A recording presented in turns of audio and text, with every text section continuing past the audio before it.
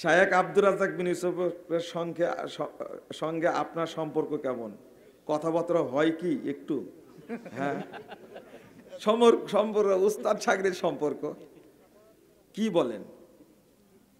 কথাবার্তা তো হয়, যখন এয়ারপোর্টে যায় একসঙ্গে দেখা হয়, একসঙ্গে বসে ঢাকায় যাই, দেখা হবে না? কথাবার্তা হবে না? আপনারা একটা জিনিস দোয়া করেন, আল্লাহ যেন আহলুল হাদিসদের মধ্যে ঐক্যের ব্যবস্থা করে দেন। শোনেন, খুব ভয় লাগে। এই একটা কথা শুনেন, যখন যখন বলছেন, শোনেন কথা শুনেন। আল্লাহ বলছেন ইয়াউমা তাবিয়াদ্দু বুজুহ ওয়া তাসওয়াদ্দু বুজুহ। এই আয়াতে তাফসীর করতে গিয়ে ইবনে আব্বাস রাদিয়াল্লাহু আনহু বলছেন তাবিয়াদ্দু বুজুহু আহলিস সুন্নাহ ওয়াল জামাআহ ওয়া তাসওয়াদ্দু বুজুহু আহলিল বিদায় ওয়াল ফুরকা। যারা আহলুল হাদিস তাদের মুখটা কিয়ামতের দিন উজ্জ্বল হবে, সম্মানিত হবে। যারা বেদাতি এবং বিচ্ছিন্ন, যারা জামাত থেকে বিচ্ছিন্ন, তাদের মুখটা কালো কুৎসিত জাহান্নামীদের মতো চেহারা হবে। নাউজুবিল্লাহ।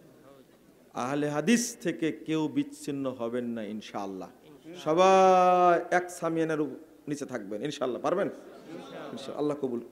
বিভক্ত থাকবেন না।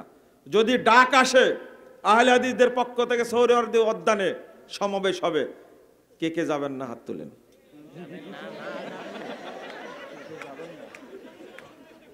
হাতটা তুলেছে কে?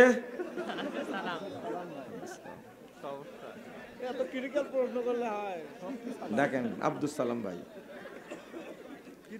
তবে আপনারা যাবেন মনে হচ্ছে, তাই না? সত্যি? না না, যখন ডাক আসবে আপনি আমাকে দাওয়াত দিতে আসবেন, তখন আমি বলবো এখানকার প্রধান অতিথিকে থাকবেন, এখানকার সভাপতিকে থাকবেন, প্রধান বক্তাকে থাকবেন, কার আয়োজন করবেন, কার ব্যানারে হতে হবে।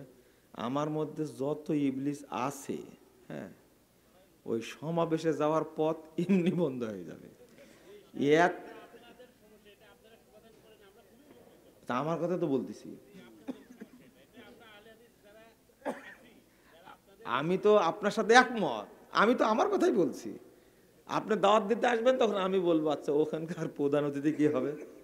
আমার কথা তো বলছি, আপনার কথা বলেছি। শোনেন, একটা পোস্টার ছাপাতে গিয়ে 4 বার ছাপাইছি, শুধু নাম উপরে নিচে হওয়ার কারণে। কোনদিন এই বিপদে পড়েছেন আপনি? শেষে বললাম, একবার করলাম প্রধান অতিথি, আর একজন করেছে সভাপতি। তো বলেছেন না, সভাপতি করতে হবে। প্রথম করেছিলাম কি প্রধান বক্তা, সভাপতি একজন করা হয়েছে, প্রধান অতিথি একজন করা হয়েছে। তো বলছে না, এটা চলবে না, এটা আমাকে করতে হবে প্রধান অতিথি। কি প্রধান অতিথি? ঠিক আছে, করা হলো। যাকে সভাপতি করা হয়েছিল তিনি বলছেন যে ঠিক আছে, তাহলে আমাকে প্রধান বক্তা করেন। ঠিক আছে, করা হোক। গুতাগুতি আর কেতকুতু এত বেশি, শেষে বললাম দয়া করে আসবেন, আপনার নামটা বিসমিল্লাহর উপরে দিব। বুঝেননি কথা? আমরা কত ভালো, চিন্তা করেছেন ভিতরে কত ইখলাস বলেন তো। আল্লামা আব্দুল্লাহ ইবনে ফজল রাহিমাহুল্লাহ, আল্লামা আব্দুস সাত্তার 30 সালে, আল্লামা আবু তাহের বর্ধমানী, আল্লামা হাফেজ আনিসুর রহমান, আল্লামা কি আব্দুর রউফ সালাফি, কত বড় বড় মানুষ বক্তব্য দিয়ে দিয়েছেন। যখন দিয়েছেন তখন শুরু করেছেন, কার নাম পিছে না উল্টা পিঠে লেখা আছে কিছু দেখতেন না। আর আমাদের মধ্যে এত শিক্ষা, এত দীক্ষা, এত ডিগ্রি, এত অহংকার। ডিগ্রি যেমন বেশি, অহংকারও তেমন বেশি। ওইটাই মাপকাঠি হয়েছে। আল্লাহ যেন আমাদের অন্তর থেকে এই সমস্ত জাহিলিয়াত দূর করে দেন, বলেন আমিন। প্রতি বছর এই মাদ্রাসায় এমন হয়, প্রধান মেহমান অনেক বড় আলেমকে দাওয়াত দেয়, লোকজন অনেক হয়, কিন্তু প্রধান মেহমানের ওয়াজ শুনতে দেয় না। এর আগে শেষ হয়, সময় শেষ হয়। তাদের উদ্দেশ্যে কিছু বলবেন? বলবোই তো, যদি ফজরের সালাত কাজা হয় সব দোষ কিন্তু কর্তৃপক্ষের। কথা বুঝেননি? তবে শোনেন, মাদ্রাসা তো যারা চালায় তারাই বুঝে। আপনারা বিরক্ত হন কেন? প্রতিদিন কি একটা জিনিস বলতে ভুলে গেছি, এই মাদ্রাসায় এখানে যারা আছেন এই মাদ্রাসায় সবাই সহযোগিতা করবেন, বলেন ইনশাআল্লাহ। মনে করবেন এটা আমাদের জান্নাতে যাওয়ার একটা ওসিলা, মনে থাকবে? এটা জান্নাতে যাওয়ার ওসিলা, মনে থাকবে ইনশাআল্লাহ। আপনারা এই প্রতিষ্ঠানকে ধরে রাখবেন ইনশাআল্লাহ, রাখবেন। দানের বিনিময়ে যে মাইক দিয়ে মারহাবা মারহাবা নিচ্ছে, এটা কি ঠিক আছে? ঠিক আছে। আপনি দিয়েছেন কি? যে প্রশ্ন করেছে তাকে জিজ্ঞেস করছি, আপনি কয় টাকা দিয়েছেন? মারহাবা কেন? সারা রাত যদি দান তুলে আপনাকে বসে থাকতে হবে। আমি বলেছি না, দান তুলছে কার জন্য? আপনার জন্য, আমার জন্য, না মাদ্রাসার জন্য? মাদ্রাসার জন্য। আপনি বিরক্ত হচ্ছেন কেন? বিরক্ত হবেন না। যারা দান দেয় তারা মনে করে আরেকটু ফজিলত বলুক, আরেকটু ফজিলত বলুক, আরেকটু ফজিলত বলুক। আমার বক্তব্য শুনেছেন, দানের ফজিলতের বক্তব্য শুনেছেন আপনি? খালি একবার শুনেই দেখেন, আপনি শুনবেন। পোশাকের ক্ষেত্রে কি কোনো বিধান আছে? সুন্নাতে পোশাক আছে কি? বিধান আছে, বিধানের মূলনীতি আছে। পোশাকের ধরন ইসলাম বলে দেয়নি। বেনামাজি মেয়েকে বিয়ে করা যাবে কি? কখনোই যাবে না। আর মেয়ে বউ যদি বেনামাজি হয় কালকেই তালাক দিয়ে দেবেন। কথা বুঝতে পারেন? বেনামাজিকে কোনোদিন মুসলিম মনে করবেন না। আরে যারা শুধু রমজানে নামাজ পড়ে, রোজা করে, তারাই মুসলমান না? মেয়ের আকীদা ও মানহাজ যদি সহি না হয় তাহলে তাকে বিয়ে করা যাবে কি? নরমাল যদি হয় বিয়ে করা যাবে, কিন্তু একটা কুফুরি আকীদা যদি হয় বিয়ে করা যাবে না। বেনামাজির জানাজা পড়া যাবে কি? আবার জানাজা, ওর গুসলই নাই, ওর কাফনই নাই, ওর জন্য কবরই খোঁড়া যাবে না। আমি একটা মেয়েকে ভালোবাসি, কিন্তু ওই মেয়ে আমাকে পছন্দ করে না, তাহলে আমি কি করব? ওই পাগলা মসজিদে যেও। তুমি পুরুষ মানুষ, আজকে পুরুষ মানুষের ইজ্জত নষ্ট করলে। আজকে তুমি ভালোবাসো, মেয়ে তোমাকে ভালোবাসে না, এর চেয়ে পুরুষের কসুর গাছের সাথে গলায় ধরে দেওয়া উচিত। সি সি সি সি, ইজ্জত নষ্ট করলে তবে তোমার উচিত ওই মেয়েকেই বিয়ে করা। যদি তার সাথে কথা বলে থাকো অন্য পুরুষের সাথে, তার বিয়ে করা হারাম, তোমার অন্য বিয়েকে বিয়ে করা হারাম। ওর সাথে প্রেম করেছো, ওকেই বিয়ে করতে হবে তোমাকে। এই দোয়া পড়েন, 1 সেকেন্ড বাড়ানো হবে না, টাইম চলে এসে তোমাকে ধরা হবে। এবার এর নাম মালাকুল মাউত, এর নাম আল্লাহর সেনাবাহিনী যখন আসবে এমন মার দিতে থাকবে। কেন অভিশপ্ত বলতে গেছিলাম? 1800 আল জামিউস সাগীর হাদিসটা সহি, 1879 নম্বর হাদিস। রাসূল সাল্লাল্লাহু আলাইহি সাল্লাম বলছেন, ইন্নাল্লাহা ইউবগিযু কুল্লা আলিমিন বিদ-দুনিয়া জাহিলিন বিল আখিরাহ। আমি অভিশপ্ত কেন বললাম? সে পড়াশোনা শিখেছে, ঢাকা বিশ্ববিদ্যালয়ে পড়াশোনা করে সে বিসিএস ক্যাডার হয়েছে, হওয়ার পরে সচিব হয়েছে, হওয়ার পরে বাংলাদেশের টাকা চুরি করা শুরু করেছে। ও অভিশপ্ত কেন বললাম বুঝেননি? মনে হয় বুঝেননি। কেন অভিশপ্ত সে? কেন বিসিএস এর কোশ্চিন কিনে তাকে পরীক্ষা দিতে হবে? যে কোশ্চিন কিনে পরীক্ষা দেয়নি আমি তাকে বলবে কেন? আমি পাপ ঘাড়ে নেব কেন? তুমি বিসিএস এর কোশ্চিন কিনে নকল করে পরীক্ষা দিয়ে বিসিএস ক্যাডার হয়েছে, মনে রাখো কিয়ামত পর্যন্ত তোমার বয়স থাকলেও তোমার দ্বারা এই দেশের কোনো উপকার হবে না, কোনো উপকার হবে না।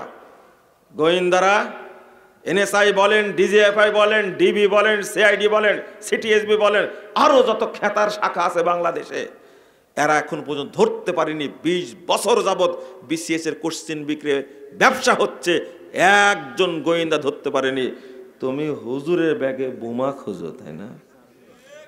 তোমাকে গোয়েন্দা বলে কি করে? তোমার ইজ্জত আছে, তোমার হায়া আছে, লজ্জা আছে, শরম আছে? তোমার এই সরকারের বেতন হারাম, তুমি একটা ঘুষখোর। অবশ্যই তুমি জানো বিশেষের কোশ্চিন বিক্রি করে পরীক্ষা দেয়, অবশ্যই তুমি জানো, অবশ্যই জানো। তুই প্রকাশ করোনি কেন? দাঁড়ি দেখলে তোমার গা জ্বলে, গা জ্বলে। বুঝতে পারোনি কি করেছো? কই আজকে ওই ডাকারা কই? ডিবিতে এক ডাকাত ছিল না, এক শয়তান ছিল না? সিহারাটা কি দারুণ একবারে। আবার নাম বলে কুলি করেছেন, যান কুলি করেছেন, যান এদের নাম বলে বলেন তো দেখি। হট!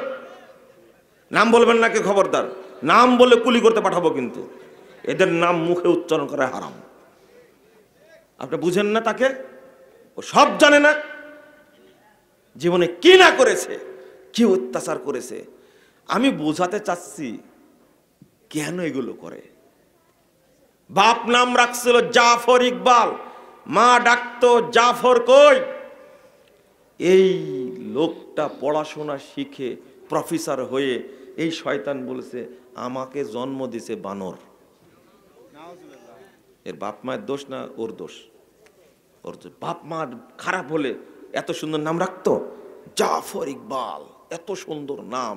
আর এই হারামখোর বলছে আল্লাহ আমি আমি বানরের শুক্রকীট থেকে তৈরি হয়েছে। কেন বলে? কেন বুঝেননি কথা, তাই না? বারবার কেন কেন করছি বুঝছেন না? আমি তো বলবো কি জন্য, আমি বলবো কি জন্য। আল্লাহর নবী সাল্লাল্লাহু আলাইহি সাল্লামের কথা কখনো ব্যতিক্রম হবে না। ইন্নাল্লাহা ইউবগিযু কুল্লা আলিমিন বিদ-দুনিয়া জাহিলিন বিল আখিরাহ।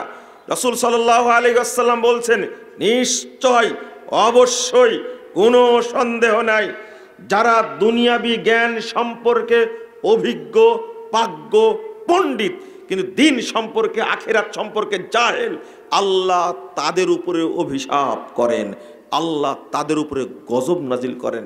তারা আল্লাহর কাছে সবচেয়ে নিকৃষ্ট জাত। হলো এবার? হলো?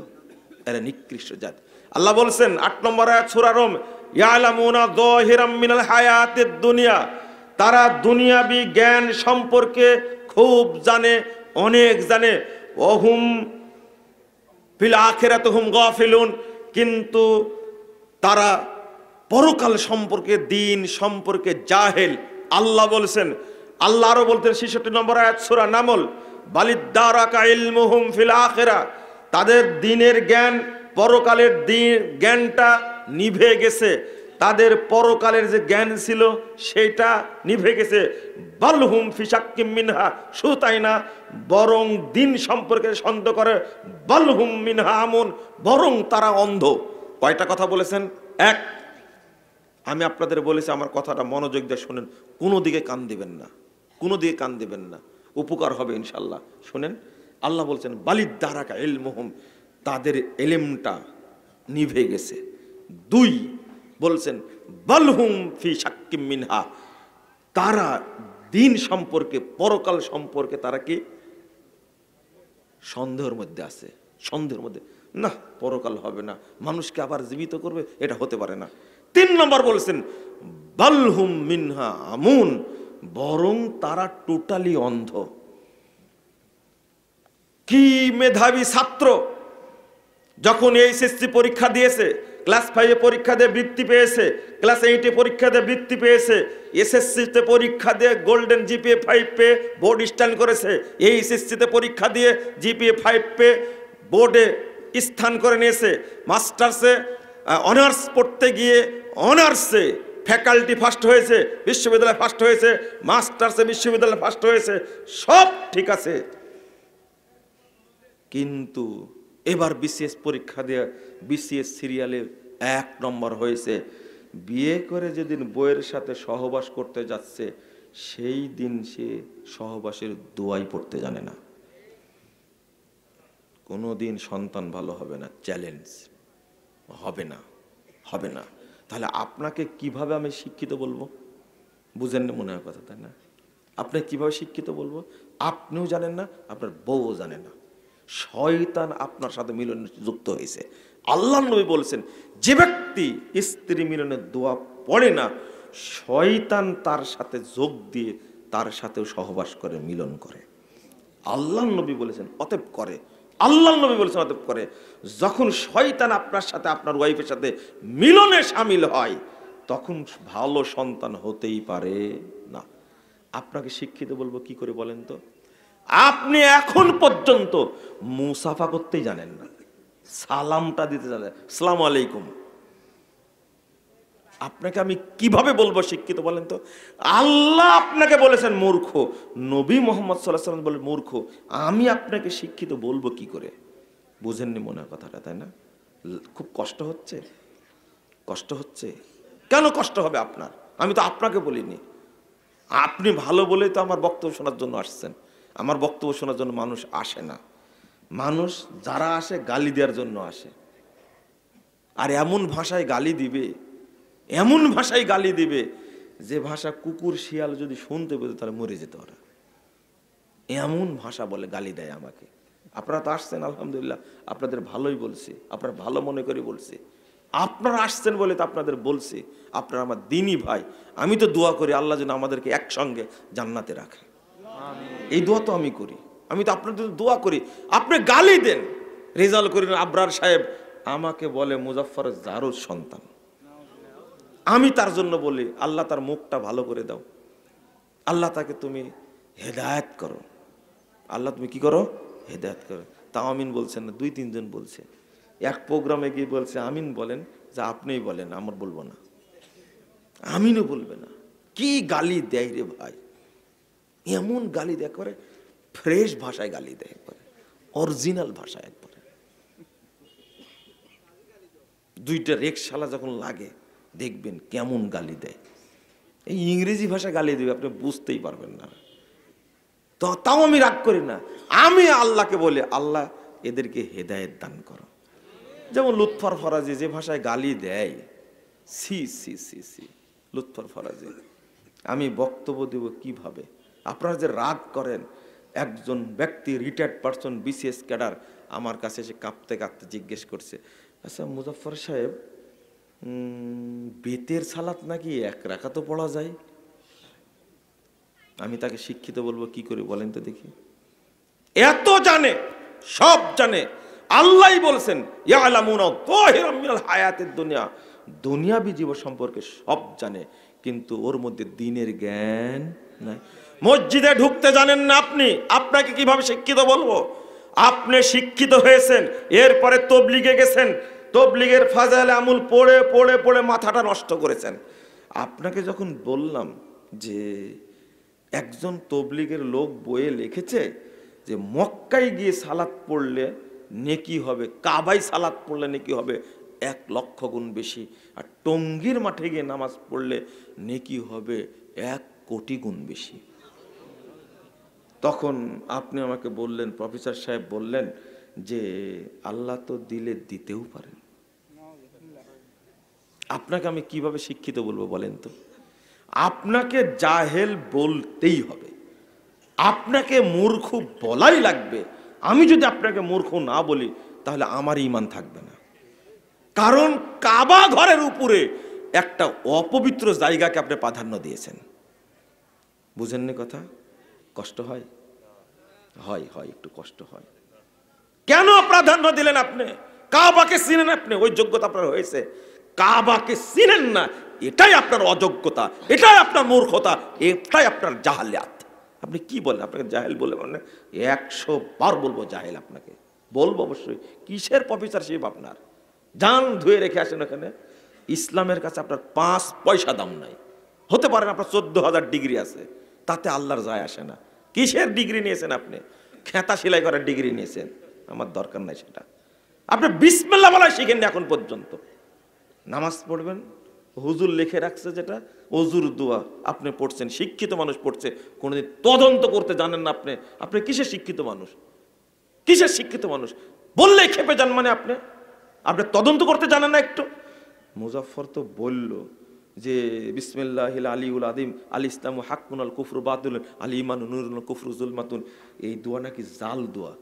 দেখি আপনি সচিব মানুষ, এক হুজুরকে, ইমাম সাহেবকে প্রশ্ন করলে ইমাম সাহেবের পিছনটা আস্তে করে হলুদ হয়ে যাবে, জান। আপনি জিজ্ঞেস করলেন না কেন ইমাম সাহেবকে? ইমাম সাহেব শুনেন তো, মুজাফফর বিন মুহসিন বলছে আমরা যে ওযুর দোয়াটা পড়ি এটা নাকি জাল। আচ্ছা দলিল কোথায় আছে একটু জেনে দেবেন তো আমাকে, বলেন তো। প্রতিদিন তার পিছনে সালাত পড়েন আপনি, এই কথা আপনি বলতে পারতেন। আপনি কিসের সচিব? আপনি কিসের বিসিএস ক্যাডার? আপনি কিসের সরকারি কর্মকর্তা ছিলেন? আপনি রিটায়ার্ড করেছেন মানে বোবা হয়ে গেলেন? জিজ্ঞেস করবেন ইমাম সাহেবকে, ইমাম সাহেব এই দোয়া কে বানাইছে? আপনার ইমাম তো দূরে কর, ওর 14 গোষ্ঠী কবর থেকে বের করলে বের করতে পারবে না এই দোয়া। যান চ্যালেঞ্জ।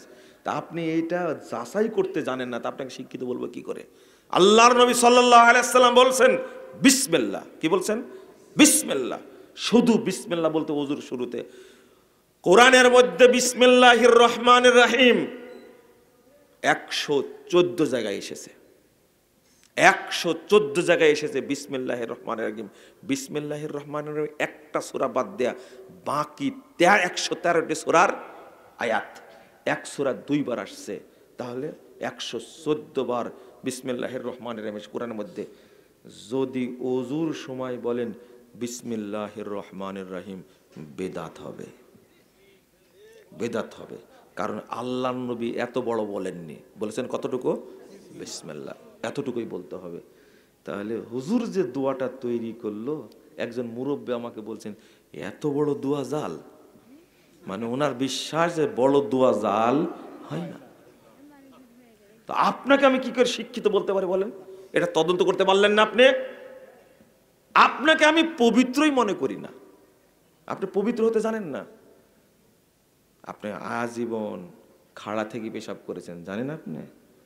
হ্যাঁ, এই হোটেলগুলোতে দাঁড়ায় পেশাব করার ব্যবস্থা করে রাখছে আমার জন্য, আমার জন্য, আমার জন্য। খাড়া থেকে পেশাব করে কে? এক পা তুলে পেশাব করে কে? আপনি যখন দাঁড়ায় পেশাব করছেন, আমরা লজ্জা লাগে না? কিসের শিক্ষিত মানুষ আপনি? তা আমরাও তো পড়েছি বিশ্ববিদ্যালয়ে, আমাদের তো দাঁড়িয়ে পেশাব করা লাগে না? আপনার লাগে কেন? আপনি যে শিখ পাই পড়েছেন, এই ব্যবস্থাই তো মূর্খতা। আপনি বসতে পারেন না আর পানি নেন আপনি? আপনি কি পবিত্র? এক ঝাড়া দেন আর চলে যান আপনি। আপনার শরম, হায়া, লজ্জা, শিক্ষা তো নাই নাই, আপনার মধ্যে ভদ্রতাও নাই। আবার ঠিক বলছে, লজ্জা শরমও নাই। কি আশ্চর্য বলে, নিজের আবার ঠিকও বলছে। আমি বলছি, খালি শুনেন। আপনি আপনি দাঁড়ায় পেশাব করলেন কেন? বাংলাদেশের কোন হোটেলে এই ব্যবস্থা থাকবে না, আপনার জন্য রাখছে তারা। আপনি দাঁড়ায় পেশাব করেন আর খুব গর্ব করছেন। আমার আব্বার কাছে বিয়ে নিয়ে গেছিল, নামটাই বলে ফেললাম, যা গল্পই বলবো না থাক। আল্লাহ যেন আমাদের উপর রহম করে। আপনি বুঝতে শিখেন দয়া করে, আপনি বুঝতে শিখেন, আপনি বুঝতে শিখেন। আপনি বুঝতে শিখেননি, আমি আপনাকে বুঝাচ্ছি এইভাবে। আপনার বয়স 80 বছর, মসজিদে যখন উঠেন তখন বলেন আল্লাহুম্মা আফতাহ লি আবওয়াবা রাহমাতিক। 80 বছর যাবত এই বাক্যটার অর্থ জানেন না, এক নেকিও হয়নি আপনার।